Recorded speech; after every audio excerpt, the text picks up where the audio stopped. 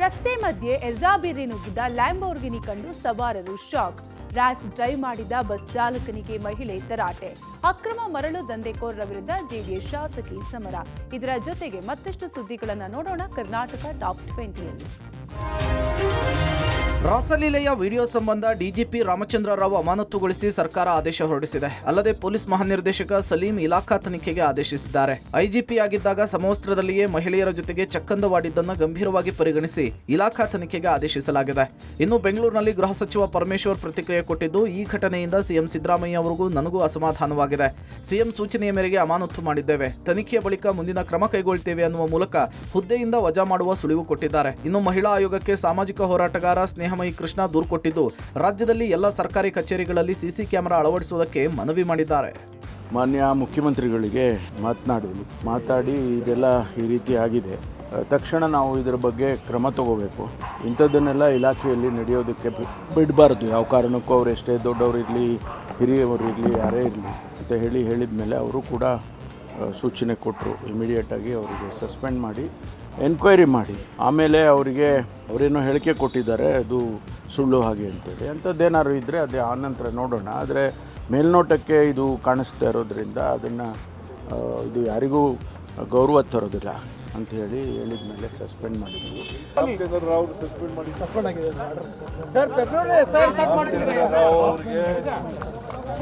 Action ತಗೊಂಡು suspend ಮಾಡಿದ್ದೇನೆ. ಹಿರಿಯ ಐಪಿಎಸ್ ಅಧಿಕಾರಿ ರಾಸಲೀಲೆಯ ವಿಡಿಯೋ ವೈರಲ್ ಬೆನ್ನಲ್ಲೇ ಸರ್ಕಾರವನ್ನ ಬಿಜೆಪಿ ನಾಯಕರು ತರಾಟೆಗೆ ತೆಗೆದುಕೊಂಡಿದ್ದಾರೆ. ಗೃಹ ಇಲಾಖೆಯ ವೀಕ್ನೆಸ್ ಇದು, ಗುಪ್ತಚರ ಇಲಾಖೆ ಏನ್ ಮಾಡ್ತಿದೆ ಅಂತ ದೆಹಲಿಯಲ್ಲಿ ಮಾಜಿ ಸಿಎಂ ಸದಾನಂದ ಗೌಡ ವಾಗ್ದಾಳಿ ನಡೆಸಿದ್ದಾರೆ. ಒಬ್ಬ ಐಪಿಎಸ್ ಅಧಿಕಾರಿ ಈ ರೀತಿ ಮಾಡಬಾರ್ದಿತ್ತು, ಅಮಾನತು ಅನ್ನೋದು ಶಿಕ್ಷೆ ಅಲ್ಲ, ಮತ್ಯಾರು ಈ ರೀತಿ ಮಾಡದಂತೆ ಕ್ರಮ ಆಗಬೇಕು ಅಂತೇಳಿ ಮಾಜಿ ಗೃಹ ಸಚಿವ ಅರಗ ಜ್ಞಾನೇಂದ್ರ ಆಗ್ರಹಿಸಿದ್ದಾರೆ. ಉಪ್ಪು ತಿಂದವನು ನೀರು ಕುಡಿಲೇಬೇಕು ಅಂತೇಳಿ ಎಂಎಲ್ಸಿ ರವಿಕುಮಾರ್ ಕಿಡಿಕಾರಿದ್ದಾರೆ. ಈ ಸರ್ಕಾರ ಇಂತಹ ಅಧಿಕಾರಿಗಳ ಬೆಂಬಲವಾಗಿ ನಿಂತಿದೆ ಅಂತೇಳಿ ಅಭಯ್ ಪಾಟೀಲ್ ವಾಗ್ದಾಳಿ ನಡೆಸಿದ್ದಾರೆ. ಅಮಾನತ್ತೆಲ್ಲ ಶಿಕ್ಷೆ ಅಲ್ಲ. ಒಬ್ಬ IPS ಅಧಿಕಾರಿ ಅವ್ರನ್ನ ನಾವು ಸಬ್ ಇನ್ಸ್ಪೆಕ್ಟರ್ ಆಯ್ಕೆಯ ಒಂದು ಇದರಲ್ಲಿ ಒಬ್ಬ IPS ಅಧಿಕಾರಿ ಕಸ್ಟಡಿಗೆ ತಗೊಂಡು ಜೈಲಿಗೆ ಹೋಗಿದ್ರು. ಇಂತಹ ಒಂದು ಕಠಿಣವಾದಂಥ ಕ್ರಮಗಳನ್ನು ಕೆಲವು ಟೈಮ್ ತಗೊಳ್ಬೇಕಾಗ್ತದೆ. ಇರುವಂಥ ಅಧಿಕಾರಿಗಳಿಗೆ ಒಂದು ಮೆಸೇಜ್ ಹೋಗ್ಬೇಕಾಗತ್ತೆ. ಇನ್ನು ಮುಂದೆ ಇಂಥದನ್ನ ಆಗದಿದ್ದ ಹಾಗೆ ಬಹಳ ದೊಡ್ಡ ಮೆಸೇಜನ್ನು ಅವರಿಗೆ ಕೊಡಬೇಕಾಗ್ತದೆ. ರೇಣುಕಾಸ್ವಾಮಿ ಕೊಲೆ ಪ್ರಕರಣದ A1 ಆರೋಪಿ ಪವಿತ್ರ ಗೌಡಗೆ ಹೈಕೋರ್ಟ್ ಶಾಕ್ ಕೊಟ್ಟಿದೆ. ವಾರಕ್ಕೊಮ್ಮೆ ಮನೆ ಊಟ ನೀಡುವ ಸೆಷನ್ಸ್ ಕೋರ್ಟ್ ಆದೇಶವನ್ನ ಹೈಕೋರ್ಟ್ ವಜಾ ಮಾಡಿದೆ. ನ್ಯಾಯಮೂರ್ತಿ ಎಂ ನಾಗಪ್ರಸನ್ನ ಅವರಿದ್ದ ಹೈಕೋರ್ಟ್ ಪೀಠ ಮನೆ ಊಟಕ್ಕೆ ಬ್ರೇಕ್ ಹಾಕಿದೆ. ಪವಿತ್ರ ಗೌಡ, ಲಕ್ಷ್ಮಣ್, ನಾಗರಾಜ್ಗೆ ಮನೆ ಊಟ ನೀಡುವಂತೆ 57ನೇ CCH ಕೋರ್ಟ್ ಆದೇಶಿಸಿತ್ತು. ಕೋರ್ಟ್ನ ಆದೇಶ ಪ್ರಶ್ನಿಸಿ ಕಾರಾಗೃಹ ಇಲಾಖೆ ಹೈಕೋರ್ಟ್ಗೆ ಅರ್ಜಿ ಸಲ್ಲಿಸಿದ್ರು. ಇದೀಗ 57ನೇ ಸೆಷನ್ಸ್ ಕೋರ್ಟ್ ಆದೇಶಕ್ಕೆ ಹೈಕೋರ್ಟ್ ತಡೆ ನೀಡಿದೆ. ಒಬ್ಬೊಬ್ಬರಿಗೆ ಒಂದು ರೀತಿಯ ಸವಲತ್ತು ಕಾನೂನು ಬಾಹಿರ. ಸುಪ್ರೀಂ ಕೋರ್ಟ್ ಆದೇಶ ಉಲ್ಲಂಘನೆಯಾದ್ರೆ ಅಧಿಕಾರಿಗಳ ಮೇಲೆ ಕ್ರಮವಾಗುತ್ತದೆ. ವಿಶೇಷ ಸಂದರ್ಭದಲ್ಲಿ ಮಾತ್ರ ಮನೆ ಊಟಕ್ಕೆ ಅವಕಾಶವಿದೆ. ಆದ್ರೆ ಆ ನಿಯಮಗಳನ್ನು ಉಪೇಕ್ಷಿಸಿ ಮನೆ ಊಟಕ್ಕೆ ಆದೇಶಿಸಲಾಗಿದೆ. ಜೈಲು ಕೈಪಿಡಿಯಲ್ಲಿನ ನಿಯಮಗಳನ್ನ ಅನುಸರಿಸಲಾಗಿಲ್ಲ ಎಂದು ಹೈಕೋರ್ಟ್ ಅಭಿಪ್ರಾಯಪಟ್ಟಿದೆ. ಜೈಲಿನಲ್ಲಿ ಗುಣಮಟ್ಟದ ಆಹಾರ ನೀಡಲಾಗ್ತಿದೆ, ಹೀಗಾಗಿ ಮನೆ ಊಟಕ್ಕೆ ಅವಕಾಶ ನೀಡಬಾರದು ಅಂತ ಕಾರಾಗೃಹ ಇಲಾಖೆ ಮೇಲ್ಮನವಿ ಸಲ್ಲಿಸಿತ್ತು. ಬಿಜೆಪಿಯಲ್ಲಿ ಯುವಗಾಳಿ ಬೀಸ್ತಿದೆ. ಬಿಹಾರದ ಯುವ ನಾಯಕ ನಿತಿನ್ ನಬೀನ್ ಇವತ್ತು ಬಿಜೆಪಿ ರಾಷ್ಟ್ರೀಯ ಅಧ್ಯಕ್ಷರಾಗಿ ಅಧಿಕಾರ ವಹಿಸಿಕೊಂಡಿದ್ದಾರೆ. ದೆಹಲಿಯ ಬಿಜೆಪಿ ಕಚೇರಿ ಆವರಣದಲ್ಲಿ ಸಂಘಟನಾ ಪರ್ವದ ಹೆಸರಿನಲ್ಲಿ ಪದಗ್ರಹಣದ ಕಾರ್ಯಕ್ರಮ ನಡೆಯಿತು. ನಿರ್ಗಮಿತ ಅಧ್ಯಕ್ಷ JP ನಡ್ಡಾ ನೂತನ ಅಧ್ಯಕ್ಷ ನಿತಿನ್ ನಬೀನ್ಗೆ ಅಧಿಕಾರ ಹಸ್ತಾಂತರ ಮಾಡಿದ್ರು. ಪ್ರಧಾನಿ ಮೋದಿ ಸಮ್ಮುಖದಲ್ಲಿ ಅಧಿಕಾರ ಸ್ವೀಕಾರ ಮಾಡಿದ್ರು ನಿತಿನ್ ನಬೀನ್ ಬಿಹಾರ ಬಿಜೆಪಿಯ ಯುವ ನಾಯಕರು. 45 ವರ್ಷದ ನಿತಿನ್ ನಬೀನ್ 5 ಬಾರಿ ಶಾಸಕರು, 2 ಬಾರಿ ಬಿಹಾರ ಸರ್ಕಾರದಲ್ಲಿ ಸಚಿವರಾಗಿ ಕೆಲಸ ಮಾಡಿದ್ದಾರೆ. ನಿತಿನ್ ಅತ್ಯಂತ ಕಿರಿಯ ಬಿಜೆಪಿ ಅಧ್ಯಕ್ಷರಾಗಿದ್ದಾರೆ. ಭವಿಷ್ಯದಲ್ಲಿ ಯುವ ನಾಯಕರಿಗೆ ಮಹತ್ವದ ಜವಾಬ್ದಾರಿ ಕೊಡುವ ಬಿಜೆಪಿಯ ಕಾರ್ಯತಂತ್ರದ ಭಾಗವಾಗಿ ಈ ಉನ್ನತ ಹುದ್ದೆಯನ್ನು ಅವರಿಗೆ ಕೊಡಲಾಗಿದೆ.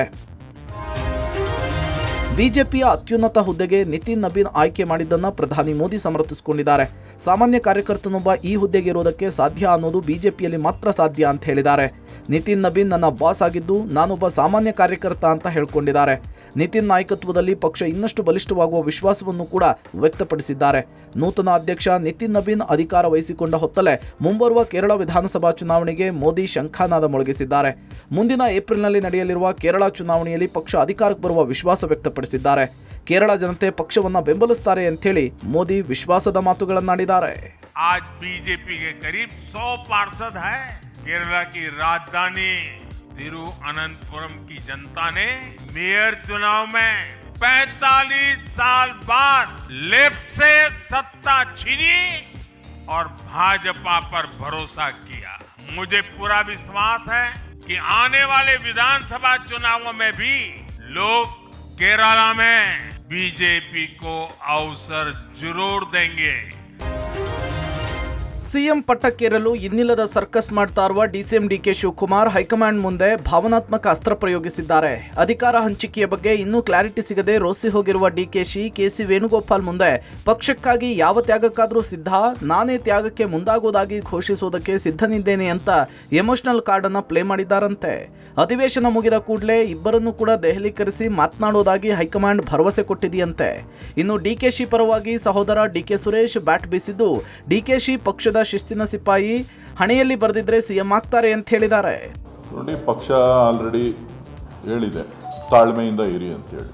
ಸೊ ಇವತ್ತು ರಾಹುಲ್ ಗಾಂಧಿ ಅವರು ಕೂಡ ಮೈಸೂರಿನಲ್ಲಿ ಭೇಟಿ ಮಾಡುವಂಥ ಸಂದರ್ಭದಲ್ಲಿ ಸೂಕ್ತ ಸಮಯದಲ್ಲಿ ಸೂಕ್ತ ನಿರ್ಧಾರ ತಗೋತೀವಿ ಅಂತ ಹೇಳಿ ತಿಳಿಸಿದ್ದಾರೆ. ಸೊ ಹಾಗಾಗಿ ಡಿ ಕೆ ಶಿವಕುಮಾರ್ ಅವರು ಮೊದಲಿಂದನೂ ಕೂಡ ಪಕ್ಷದ ಶಿಸ್ತಿನ ಸಿಪಾಯಿ. ಸೊ ಪಕ್ಷದ ಹಿತದೃಷ್ಟಿಯಿಂದ, ಶಾಸಕರ ಹಿತದೃಷ್ಟಿಯಿಂದ ಸೊ ಎಲ್ಲವನ್ನೂ ಕೂಡ ತಾಳ್ಮೆಯಿಂದ ಎಲ್ಲ 140 ಶಾಸಕರನ್ನು ಒಟ್ಟಾಗಿ ತೆಗೆದುಕೊಂಡು ಹೋಗಬೇಕು ಅನ್ನೋ ಗುರಿಯನ್ನು ಇಟ್ಕೊಂಡು ಪಕ್ಷದ ಆದೇಶಕ್ಕೋಸ್ಕರ ಕಾಯ್ತಾ ಇದ್ದಾರೆ. ಅಧಿಕಾರ ಯಾರಿಗೂ ಅಷ್ಟು ಸುಲಭವಾಗಿ ಬರಲ್ಲ. ನಾನು ಮೊದಲೇ ಹೇಳಿದ್ದೀನಿ, ನಮ್ಮ ಅಣ್ಣನ ಹಣೆಯಲ್ಲಿ ಬರೆದಿದ್ರೆ ಮುಖ್ಯಮಂತ್ರಿ ಆಗ್ತಾರೆ. ನಾಯಕತ್ವ ಬದಲಾವಣೆ ಚರ್ಚೆ ಮಧ್ಯೆಯೇ ಸಿಎಂ ಸಿದ್ದರಾಮಯ್ಯ ಇಂದಿನಿಂದ ಬಜೆಟ್ ಸಿದ್ಧತೆ ಶುರು ಮಾಡಿದ್ದಾರೆ. ಡಿಕೆಶಿ ದೆಹಲಿ ಹೋಗಿ ಬಂದ ಕೂಡಲೇ ಸಿಎಂ ಸಿದ್ದರಾಮಯ್ಯ ಬಜೆಟ್ ಸಿದ್ಧತೆ ಶುರು ಮಾಡಿ ನಾನೇ ಈ ಬಾರಿ ಬಜೆಟ್ ಮಂಡನೆ ಮಾಡ್ತೀನಿ ಅನ್ನೋ ಕೌಂಟರ್ ಕೊಟ್ಟಿದ್ದಾರೆ. ನಾಯಕತ್ವ ಬದಲಾವಣೆ ಇಲ್ಲ ಎಂಬ ಸಂದೇಶವೂ ನೀಡಿದ್ದಾರೆ. ಇಂದು ಹಿರಿಯ ಅಧಿಕಾರಿಗಳ ಪೂರ್ವಭಾವಿ ಸಭೆ ನಡೆಸಿರೋ ಸಿಎಂ ಮುಂದಿನ ದಿನಗಳಲ್ಲಿ ಇಲಾಖಾವಾರು ಸಭೆ ನಡೆಸಲಿದ್ದಾರೆ. ಬಜೆಟ್ ಸಿದ್ಧತೆ ಬಗ್ಗೆ ಪ್ರತಿಕ್ರಿಯೆ ನೀಡಿರೋ ಸಿಎಂ ಜನವರಿ 22ರಿಂದ ಜಂಟಿ ಅಧಿವೇಶನದಲ್ಲಿದೆ. ಈ ಅಧಿವೇಶನ ಮುಗಿದ ಕೂಡಲೇ ಬಜೆಟ್ ಸಿದ್ಧತೆ ಶುರು ಮಾಡೋದಾಗಿ ತಿಳಿಸಿದ್ದಾರೆ.